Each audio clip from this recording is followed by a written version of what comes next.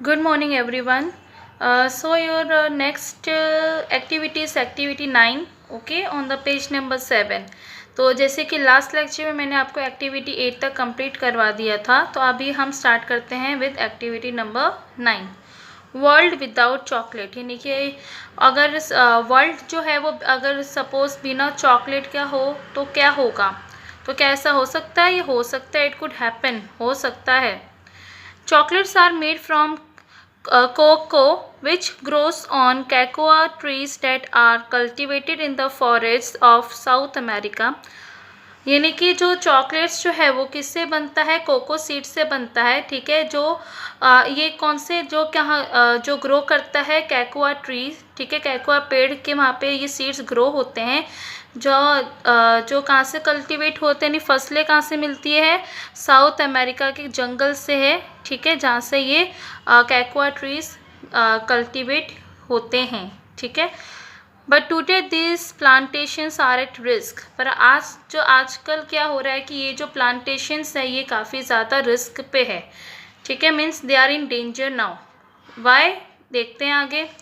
Like cocoa, यानी कि cocoa की तरह ही there are many other plants and animal species that we use in everyday life without realizing their importance.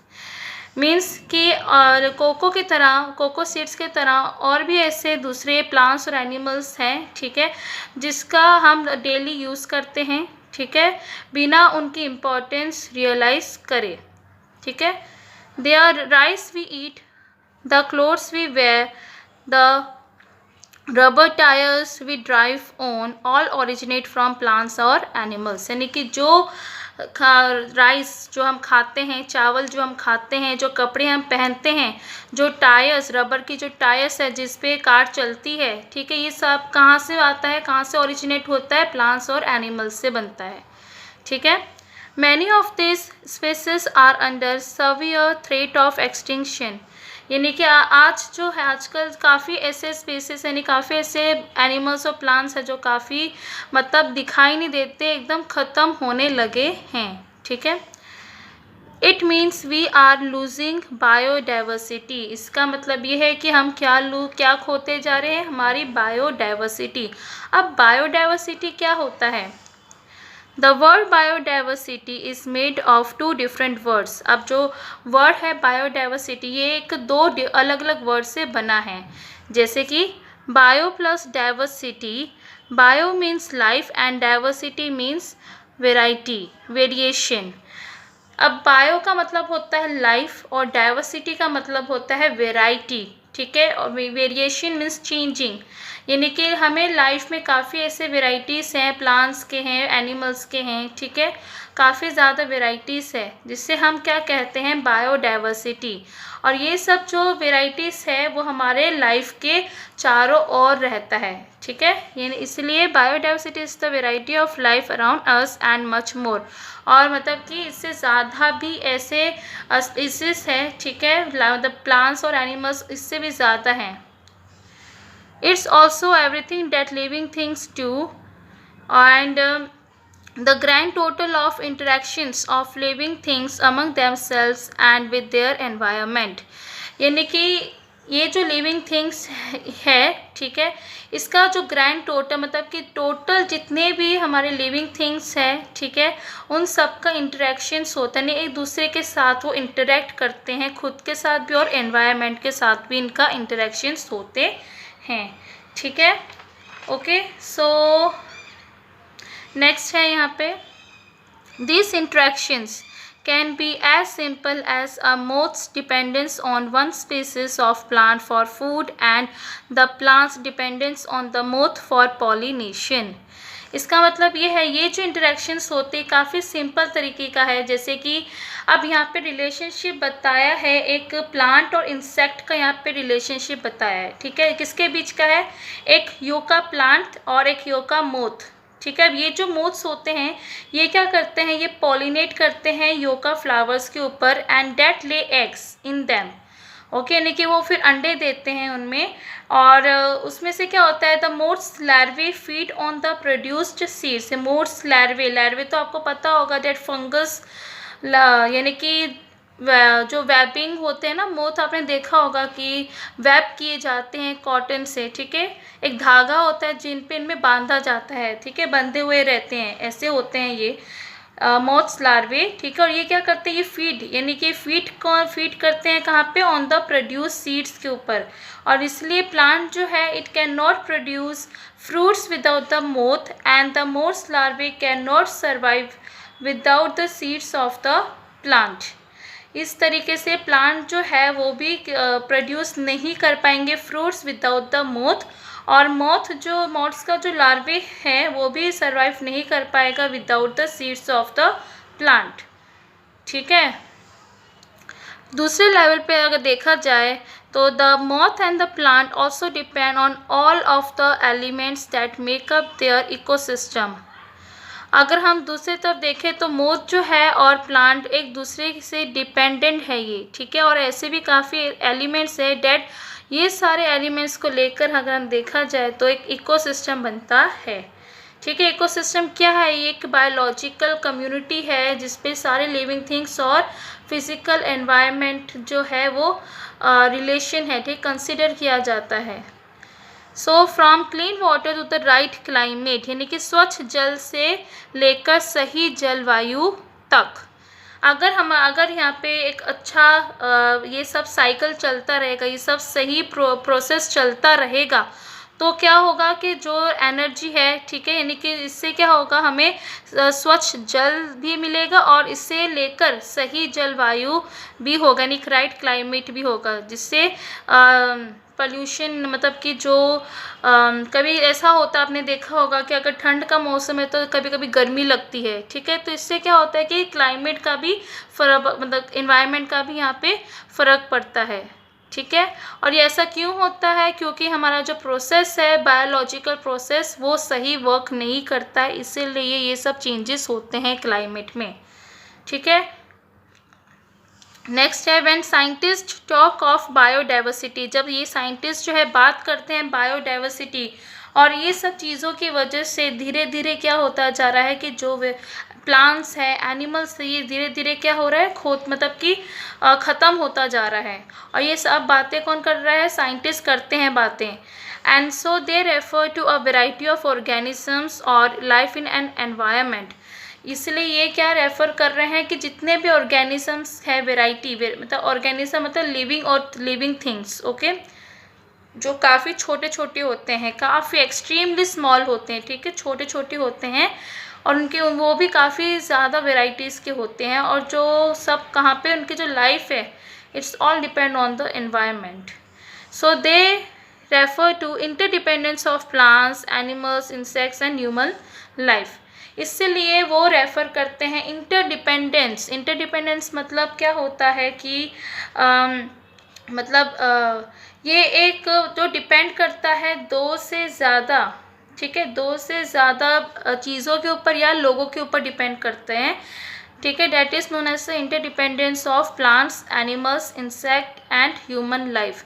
जैसे भी आपने देखा है कि अगर प्लांट भी मोथ के ऊपर, इंसेक्ट के ऊपर डिपेंड करता है, तो इंसेक्ट भी किस पे डिपेंड करता है, प्लांट के ऊपर, ठीक है। तो यहाँ पे पॉलिनेशन का मैं आपको डेफिनेशन बता देती हूँ कि जो कैरी करता है एक pollen to fertilise a flower और प्लांट, ओके, इसका मतलब होता है पॉलिनेशन। वो मुझे बताना रह गया था, इसलिए मैं आपको अभी बता रही हूँ, ओके। तो इस तरीके का है, मतलब कि बायोडाइवर्सिटी, ठीक है। तो इसीलिए हमें अपनी बायोडाइवर्सिटी खोनी नहीं है और इसको हमें बचाना है, ठीक है। तो समझ में आया आपको। अभी हम नेक्स्ट देखते हैं क्या लिखा है। Can you think of some ways in which biodiversity keeps you alive, क्या आप ऐसे कुछ तरीके बता सकते हैं कि जैसे बायोडाइवर्सिटी जो है हम उसको ज़िंदा रख सकें। तो आप हमें कोई भी 3 यहाँ पे लिखने हैं तरीके। जैसे पहला मैंने लिखा है प्रोडक्शन ऑफ रेन्यूएबल सोर्सेज, अगर आप ज़्यादा से ज़्यादा रेन्यूएबल सोर्सेज का प्रोडक्शन होगा, ठीक है, जैसे कि फूड होगा, वुड है, फ्रेश वाटर, इससे ज़्यादा प्रोडक्शन होगा तो बायोडाइवर्सिटी को हम बचा सकते हैं। दूसरा है regulating services lesson environmental change, यानी कि इसमें क्या होता है, जैसे क्लाइमेट का रेगुलेशन हो गया, ठीक है, पेस्ट या डिजीज़ कंट्रोल और भी ज़्यादा ऐसी चीज़ें हैं जिससे क्या होगा, एनवायरमेंटल चेंजेस कम होता जाएगा। ठीक है, हमें कम करना है। अगर ये इनका सही प्रोसेस चलता रहा तो एनवायरमेंटल चेंजेस नहीं होंगे। ठीक है, अगर हमें ऐसा लगता है ना कि कभी कभी ठंड में हमें गर्मी लगती है, गर्मी में कभी ठंड लगती है, कभी कभी बेमौसम बारिश हो जाती है, तो ये सब क्यों होता है? ये सब रीजंस की वजह से होता है कि हमारा जो प्रोसेस है बायोडाइवर्सिटी से हम धीरे धीरे खोते जा रहे हैं। ठीक है, cultural services represent human value and enjoyment. जो कल्चरल सर्विसेज है ये क्या रिप्रेजेंट करते हैं? हमारे ह्यूमन वैल्यू को एंड एन्जॉयमेंट। जैसे लैंडस्केप एस्थेटिक्स है, कल्चरल हेरिटेज है, आउटडोर रिक्रिएशन है एंड स्पिरिचुअल सिग्निफिकेंस। ये सब क्या है? They all are cultural services which represents human value and enjoyment. Okay, next आपको दिया हुआ है which of your activities affect biodiversity. कौन सी एक्टिविटी जो है वो अफेक्ट कर रही है हमारी बायोडाइवर्सिटी को? तो हमें कोई भी इनके 3 एक्टिविटीज़ लिखने और उनके इफ़ेक्ट्स लिखने हैं। ठीक है, जैसे मैंने लिखा है पॉपुलेशन ग्रोथ, तो काफ़ी ज़्यादा, जैसे आपको पता है कि पॉपुलेशन ग्रोथ काफ़ी ज़्यादा हो रही है, इसका क्या इफ़ेक्ट पड़ रहा है? तो काफ़ी लिमिटेड स्पेस हो चुकी है एंड रिसोर्सेज जो है वो ज़्यादा से ज़्यादा यूज़ होती जा रही है। ठीक है, सेकेंड है इरिगेशन।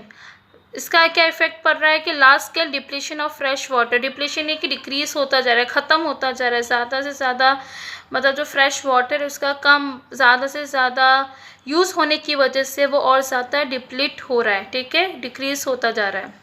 नेक्स्ट है डिफॉरेस्टेशन। वो तो आपको पता ही है कि कटिंग, डिफॉरेस्टेशन का मीनिंग क्या होता है? Cutting down the trees.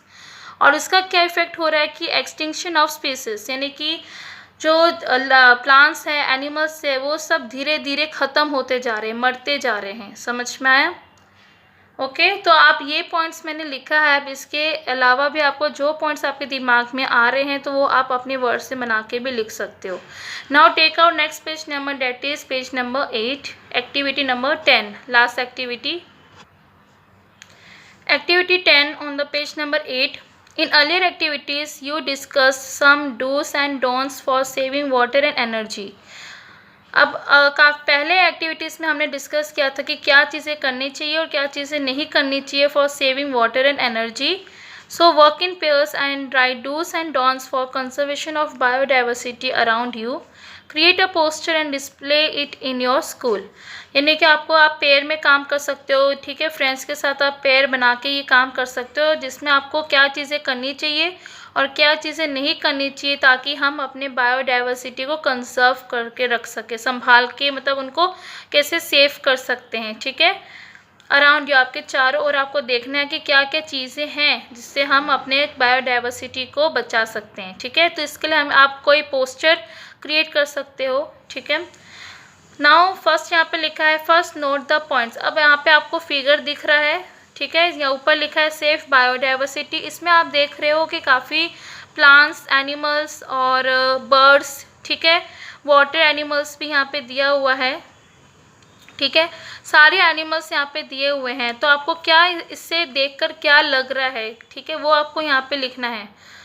जैसे यहाँ पे मैंने लिखा है कि ये जो लाइफ जो है ये कब एग्जिस्ट हुई थी हमारे अर्थ में? करीब 3.5 बिलियन ईयर्स पहले ये हमारी लाइफ जो है हमारे अर्थ में एग्जिस्ट हुई थी। ठीक है, और करीबन 95% जो है स्पीसीज, यानी जो प्लांट्स, एनिमल्स है, ठीक है, ये सब एग्जिस्ट हो चुके थे।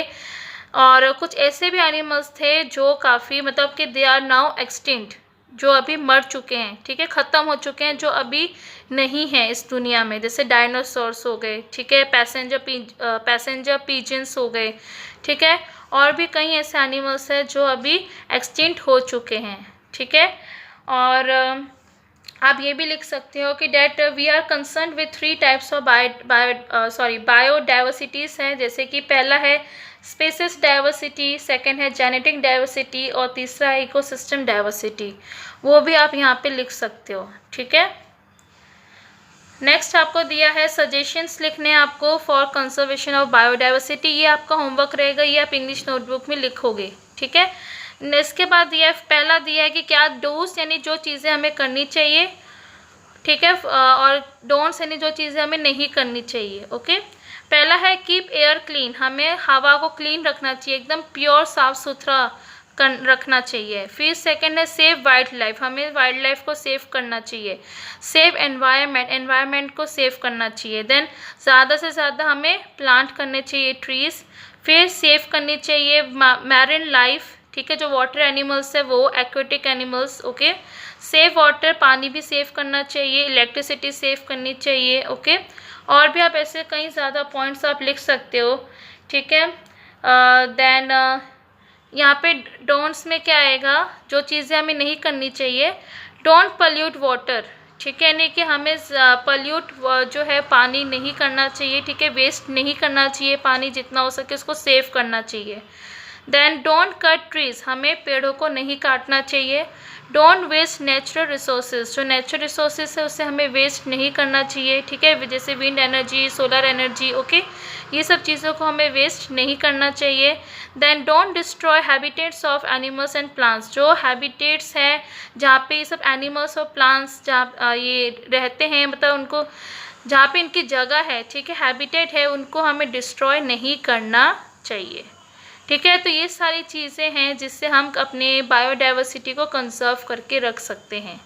आप इसके आगे और भी पॉइंट्स लिख सकते हो। ठीक है, खुद से बना के भी आप लिख सकते हो। ओके, समझ में आया? तो ये था आपका एक्टिविटी नंबर 10, और इसी तरीके से आपका जो फर्स्ट चैप्टर इंग्लिश का यहीं पे ख़त्म होता है, और हार्ड वर्ड्स जो है वो मैं आपको दे दूँगी लिखने के लिए। ठीक है, तो आप 2 टाइम्स लिख लीजिएगा अपनी इंग्लिश की नोटबुक के अंदर।